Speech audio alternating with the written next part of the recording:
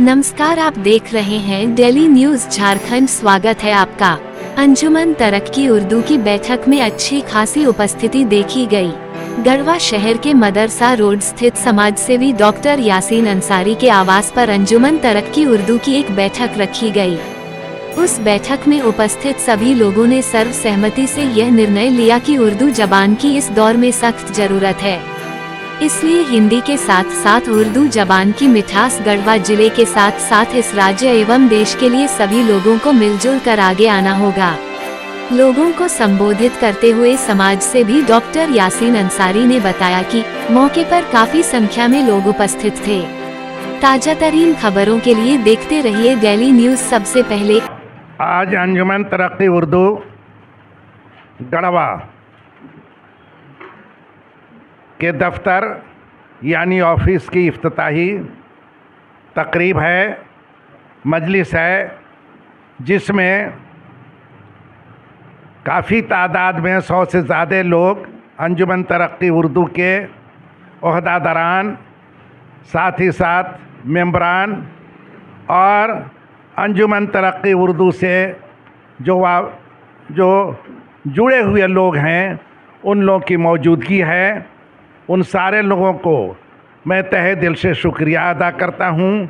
Specially हमारे इस अंजुमन तरक्की उर्दू के जो सदर हैं डॉक्टर एम.एन. सिद्दीकी साहब, सेक्रेटरी हैं प्रोफेसर के.बी. अंसारी साहब, और हमारे जो इसके रूह रवां और साथ ही साथ जो सरपरस्त हैं आली जनाब गौहर अली खां साहब और नायब सदर मुश्ताक अहमद और यहाँ के सदरुद्दीन खां साहब और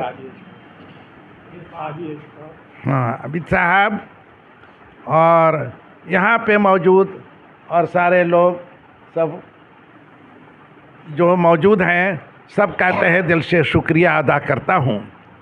आज मेरे दिलों में पता नहीं सुबह से एक अजीब सी एक हलचल पैदा हो रही है कि मैं अंजुमन तरक्की उर्दू का दफ्तर का ऑफिस का इफ्तिताह में शामिल होने जा रहा हूँ, लेकिन आज हमें प्रेमचंद जी और डॉक्टर सच्चिदानंद, प्रोफेसर सच्चिदानंद सिन्हा जो हेड ऑफ डिपार्टमेंट थे पटना यूनिवर्सिटी उर्दू के, और फिराक रघुपति सहाय फिराक गोरखपुरी जो उर्दू शोरा के सबसे अव्वल नंबर में जिनका नंबर आता रहा, हमेशा एक ऊंचे पाये के शायर रहे, जो दुनिया के अदबी जहां उर्दू की बात आती थी वहां फिराक गोरखपुरी को कौन नहीं जानता। ये सारे लोगों की चकबस्त साहब की और सारे लोगों की यादें आती है कि आज उर्दू सिमटती जा रही है, महदूद होती जा रही है, लेकिन अक्सरियत इनसे दूर होती जा रही है। आखिर इसकी वजह क्यों है? जब मुशायरा होता है, कभी सम्मेलन होता है, तो इसमें कोई शक नहीं कि हमारे हिंदू भाई हों या मुस्लिम शोरा हों, कोई कवि हों, उर्दू अल्फाज भी इस्तेमाल करते हैं, उर्दू शेर व शायरी भी करते हैं, हिंदी शेर व शायरी भी करते हैं। चूँकि हम सब जानते हैं कि उर्दू और हिंदी दोनों सगी बहनें हैं, तो मेरे दिलों में यही कसक पैदा होती है कि सगी बहनें जो बरसों से आज़ादी के बाद से इसमें जो कमी और दोनों की दूरियां जो बढ़ती गई हैं, और आज उर्दू के में वो हमारे हिंदू भाइयों की वो दिलचस्पी नहीं रह गई। ख़ासकर इधर यूपी वगैरह में हैं और पंजाब वगैरह में हैं और दूसरे कुछ ही स्टेट्स वगैरह में हैं, इसमें कोई शक नहीं, लेकिन हमें ये कमी है उर्दू अदब वालों की कि इस पर हम ध्यान नहीं देते और उनको हम अपने करीब बुलाने के लिए कोई जतन नहीं करते। तो वैसे लोग जो प्रेमचंद जी की कहानी का कौन नहीं जानता, फिराक गोरखपुरी, रघुपति सहाय जी को शेर व शायरी पढ़कर कौन नहीं झूमता। और डॉक्टर प्रोफेसर सच्चिदानंद प्रसाद, जिनकी अदबी दुनिया में जो उनका एक अब मुकाम रहा है, कौन नहीं जानता।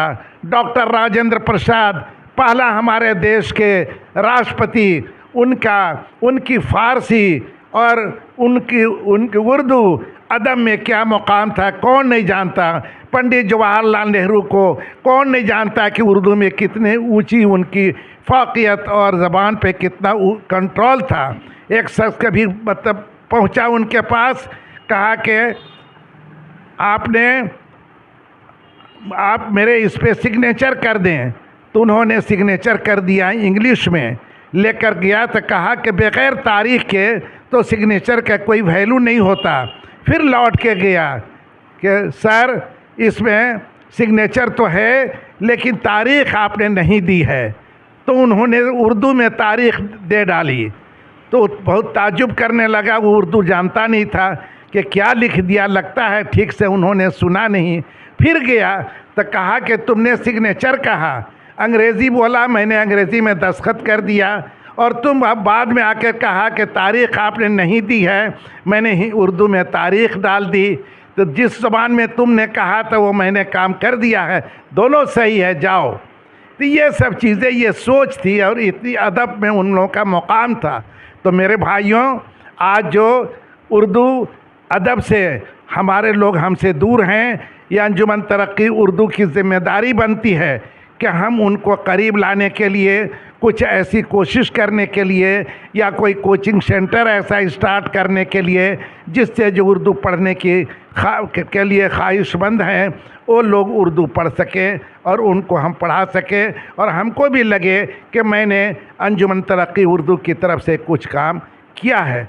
इन्हीं बातों के साथ आए हुए मैं तमाम लोगों का तहे दिल से शुक्रिया अदा करता हूं, और मैं ये सबसे दरख्वास्त भी करता हूं कि आप इस अदब के लिए बग़ैर किसी भेदभाव के सभी लोगों को, सभी दोनों बहनों को, हिंदी भी खूब अच्छी आपकी हो, उर्दू भी अच्छी आपकी हो, दूसरे लोगों को जो हिंदी जिनकी अच्छी है उनको उर्दू भी, जितनी ज़बानें जो इंसान जानता है उतने ही ज़्यादा वो